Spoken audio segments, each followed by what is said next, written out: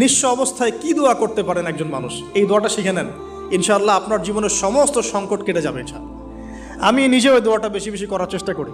দোয়াটা হচ্ছে, মুসা আলাইহিস সালাম একটা গাছের নিচে হেলান দিয়ে বসলেন, বসে দেখলেন দুইজন মেয়ে দাঁড়িয়ে আছে দূরে, পানি নিতে পারছে না, লোকজন পানি নিয়ে যাচ্ছে, ওরা দাঁড়িয়ে আছে বেচারি।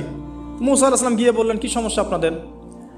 এটা নিয়ে আপনারা আবার মেয়েদের সাথে কথা বলার চেষ্টা করেন না, ঠিক আছে?